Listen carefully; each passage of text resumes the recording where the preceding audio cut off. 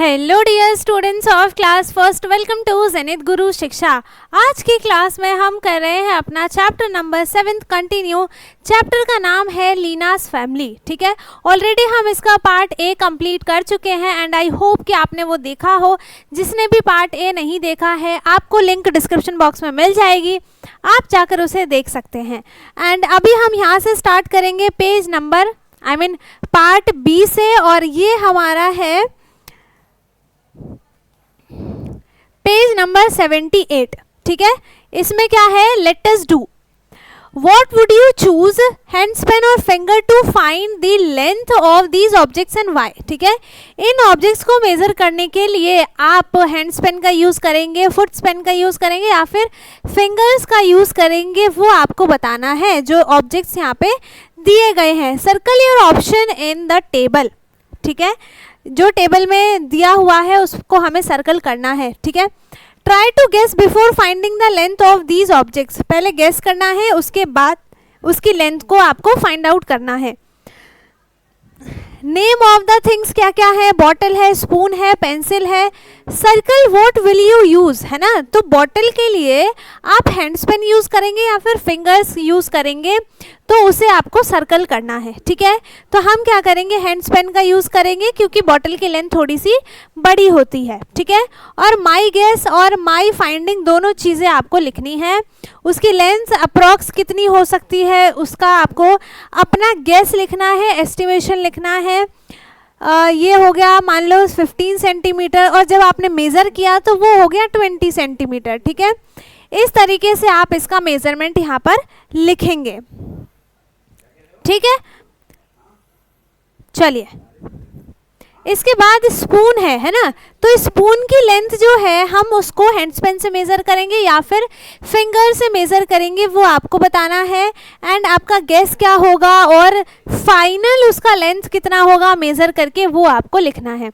ठीक है, इसके बाद है पेंसिल। पेंसिल की लेंथ को मेज़र करना है एंड पेंसिल की लेंथ को हम किससे मेज़र करेंगे, अपने हैंडस्पेन से मेज़र करेंगे, है ना, क्योंकि पेंसिल थोड़ी सी बड़ी होती है, तो आप हैंडस्पेन से इसको मेज़र करेंगे। फिर आप अपना माई गेस लिखेंगे, अपना गेस कि उसकी लेंथ कितनी हो सकती है। फिर पूरा उसका जो मेज़रमेंट होगा वो फाइंड करके आपको यहाँ पर लिखना है। ठीक है, ऐसे आपको नोज़ में करना है। देखो नोज़ छोटी होती है तो उसको हम फिंगर से मेज़र कर सकते हैं। ठीक है, ऐसे आपको ये पूरा का पूरा टेबल जो है वो कंप्लीट करना है, और ये आपका होमवर्क है। ठीक है, पेज नंबर 79 में है मेजर बाय फुट स्पैन। ठीक है, इनकी डिस्टेंस आपको यहाँ पे जो दिया गया है, उनके डिस्टेंस को आपको आपके फुट स्पैन से मेज़र करना है। ठीक है, पहले आपको गैस लिखना है, उसके बाद फिर फाइंड करके और उसका मेजरमेंट लिखना है। ठीक है, इसमें भी देखो, इसमें भी आपको इस तरीके से लिखना है कि ये 1 हैंड स्पेन है, 2 हैंड स्पेन है, इस तरीके से। इसको छोड़ो, अभी आपको ये नहीं लिखना है ना। इसमें आपको ये 1 हैंड स्पेन है, 1.5 हैंड स्पेन है। ठीक है, अगर फिंगर से मेजर कर रहे हो तो फिंगर से कितना आएगा, वो चीज़ आपको यहाँ पर लिखनी है। ठीक है, इसके बाद distance between my seat and the door of the classroom. Seat और डोर के बीच में कितनी डिस्टेंस है, पहले गेस करो कि इतने फुट स्पैन हो सकता है। ठीक है, 7 फुट स्पैन मैंने ऐसे लिख दिया है ना, मुझे पता नहीं है कि आपकी जो सीट है वो पास है कि दूर है, को ऐसा भी हो सकता है, तो मैंने यहाँ पे ऐसे लिख दिया 7 फुट स्पेन। कैसे लिखना है वो बता रही हूँ। ठीक है, और फिर आप उसको फुट स्पेन से मेज़र करके देखेंगे, तब आपको पता चलेगा। तो क्या पता वो 10 या फिर 12 जितना भी है उतना आ जाए फुट स्पेन। ठीक है, तो पहले आपको गैस लिखना है, उसके बाद आपको फाइंड करके और उसका एक्चुअल मेजरमेंट लिखना है। ठीक है, वैसे ही है वन साइड ऑफ क्लासरूम। एक क्लासरूम की साइड जो हो गई है ना, नीचे की वॉल को मेज़र कर लेंगे, वही चीज़ आपको यहाँ पे भी करनी है ना। जैसे ये मेज़र कर रहा है, ठीक है, तो ये हो गया 1 फुट स्पैन, ये हो गया 2 फुट स्पैन। यहाँ से यहाँ पे आएगा 3 फुट स्पैन, फिर 4, 5, 6। इस तरीके से आप एक के आगे एक के पीछे एक अपने पैर को रख के और फिर मेज़र करेंगे। Distance between the bed and the washroom, ठीक है, और डिस्टेंस बेड और वॉशरूम के बीच का डिस्टेंस कितना है वो लिखना है। फिर distance between two walls of your room, आपके रूम के जो दो वॉल्स हैं इधर और इधर, उसके डिस्टेंस को आपको मेजर करके लिखना है। पहले गेस, उसके बाद एक्चुअल मेजरमेंट, ठीक है।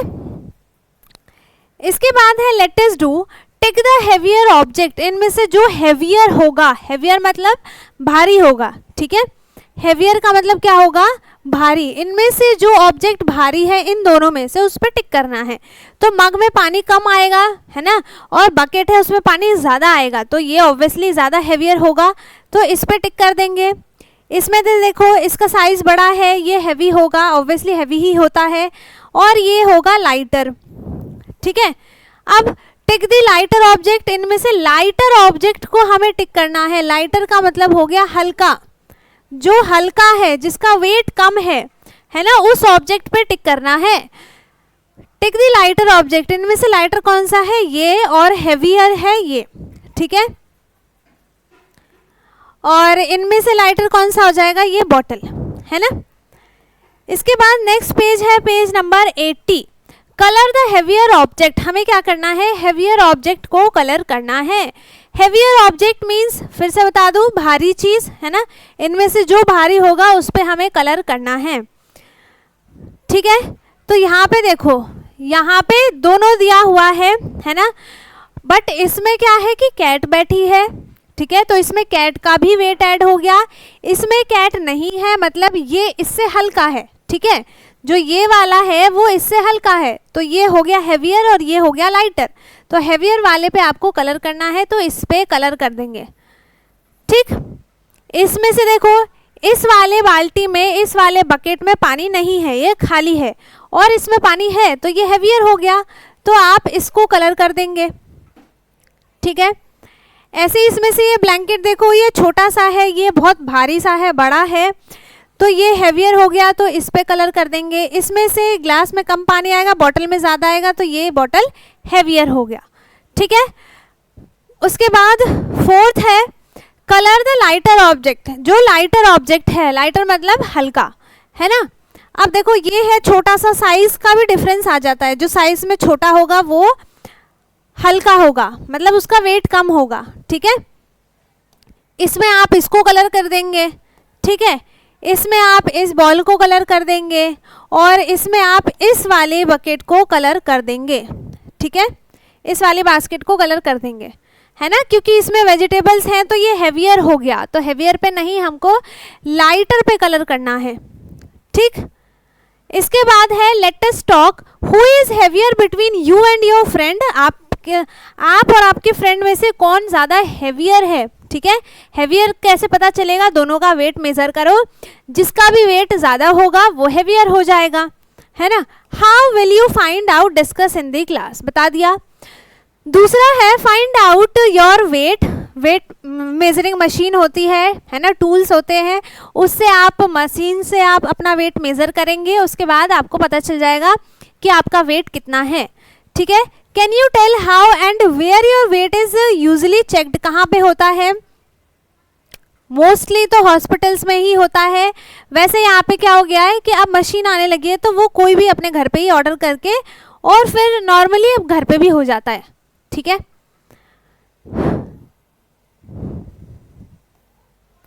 नेक्स्ट है page number 81। Let us do fill the bucket with water, है ना, इस बकेट को वाटर से फिल करना है, या फिर फिल है, ये तो पहले से ही है। क्वेश्चन है dash jugs of water will fill the bucket, कितने जग मिलकर इस बकेट को फिल करेंगी, तो ये आपको खुद से एक्सपेरिमेंट घर पे करना पड़ेगा, है ना। दूसरा वाला है ग्लासेस, कितनी ग्लासेस मिलकर इस बकेट को फिल कर देंगी, कितने बोल्स मिलकर यहाँ पे इस बकेट को फिल कर देंगे, तीनों चीज़ों से मेज़र करना है, ठीक है। दूसरा है answer the following questions, how many cups of water will fill your water bottle, ठीक है, कितने कप वाटर जो है वो पूरी बॉटल को फिल कर सकती है ना, तो वो आपको लिखना है। देखो ये बॉटल सबके घर पे होती है ना, कप सबके घर पे होता है, तो आप करके देखो, आपको पता चलेगा, ठीक है। Now fill your friends water bottle. अब अगर देखो आपके फ्रेंड की बॉटल जो है वो बड़ी है तो उसमें ऑब्वियसली ज़्यादा नंबर ऑफ कप्स लगेंगे उसमें पानी, ठीक है। छोटी बॉटल है तो जल्दी भर जाएगा। With the same cup how many cups of water will fill your friends bottle, ठीक है। आपको अपना भी लिखना है, अपने फ्रेंड का भी लिखना है, ठीक है। तीसरा है विच बॉटल होल्ड्स मोर वाटर, ठीक है। कौन सी बॉटल में ज़्यादा पानी आएगा, तो ये आपको कैसे पता चलेगा, मेज़र कैसे करेंगे। जिसके बॉटल में ज़्यादा, देखो कप तो सेम यूज़ करोगे आप दोनों में, है ना। जिसमें ज़्यादा number of cups of water लगेंगे, ठीक है, वो ज़्यादा हो जाएगा, उसमें ज़्यादा कैपेसिटी है, वो ज़्यादा वाटर होल्ड कर सकता है, ठीक है। और जिसमें कम होगा तो वो कम वाटर होल्ड करेगा। Try it with another bottle with which bottle holds less water, ठीक है। कौन से बॉटल में, दूसरे बॉटल में ट्राई करो और फिर बताओ कि कौन से बॉटल में कम पानी आएगा, ठीक है। सी है circle the one which holds more water, ठीक है। इनमें से जो भी ज़्यादा पानी को होल्ड करेगा उसे हमें सर्कल करना है। तो इसका साइज भी बड़ा है, इसका मतलब इसमें ज़्यादा पानी आएगा, है ना। तो ये हो गया सर्कल। इसमें इसका साइज़ बड़ा है, ठीक है, इसमें इसका साइज़ बड़ा है और इसमें इसका साइज़ बड़ा है। तो यहाँ पर ये चारों हो गए, है ना, जिसमें ज़्यादा पानी होल्ड होगा, ठीक है। और इसमें से ये तो नहीं है, ये तो ऑप्शनल है, ठीक है। चलिए पेज नंबर 82 आ गया। Water is very useful for us, है ना, हमारे लिए वाटर ऑब्वियसली यूजफुल है। Take the amount of water you need for the given activities, ठीक है। तो आपको ब्रश करने के लिए कितना पानी चाहिए होता है, आप मग से मेज़र कर सकते हो, ठीक है। तो आप उसके लिए एक पूरा बकेट वाटर लेते हो सिर्फ ब्रश करने के लिए, या फिर एक मग से ही आपका काम हो जाता है, ठीक है। तो मग से ही हो जाता है तो हम इसको मग पर टिक कर देंगे, ठीक है। फॉर बाथिंग, नहाने के लिए देखो पूरा टैंक पानी तो चाहिए नहीं, है ना, तो एक बकेट से हम ऑब्वियसली इजीली नहा सकते हैं, ठीक है। For papering 2 glasses of lemon water, ठीक है। लेमन वाटर के लिए 2 ग्लास चाहिए, तो कितना पानी आप लेंगे, एक जग लेंगे या फिर पूरी एक बकेट ले लेंगे, जग लेंगे ना, है ना, ठीक है। फिर ये है for watering a plant, plant में वाटरिंग करने के लिए, पानी डालने के लिए एक मग वाटर का यूज़ करोगे या फिर पूरी बाल्टी का यूज़ करोगे। एक प्लांट के लिए तो एक मग ऑफ वाटर ही काफ़ी है, ठीक है। ज़्यादा प्लांट्स होंगे तो ये बकेट यूज़ होगा, ठीक है। लेकिन यहाँ पे लिखा है अ प्लांट मीन्स क्या हो गया, एक प्लांट के लिए, ठीक। नेक्स्ट है यहाँ पे प्रोजेक्ट वर्क है और discuss why it is important. Project work में आपको करना होता है discuss why is it important to take water in a bucket for bathing instead of shower और रनिंग टैप वाटर, ठीक है। तो आपको क्या डिस्कस करना है कि पानी जो है, आई मीन जब आप नहाते हो, है ना, to take water in a bucket for bathing, हमें पूरा बकेट पानी क्यों चाहिए होता है नहाने के लिए। देखो एक मग पानी से नहाओगे तो आपका पूरा बॉडी वॉश हो नहीं सकता, ठीक है, पूरा एक टैंक ले नहीं सकते, इसीलिए बटर चाहिए, सॉरी बकेट चाहिए, है ना। दूसरा है tear and paste colourful paper strips to make one portion of the strip. यहाँ पे देखो आपको स्ट्रिप्स लगानी है, शॉर्टर और लॉन्गर, है ना। और ये तो पूरा प्रोजेक्ट वर्क ही है।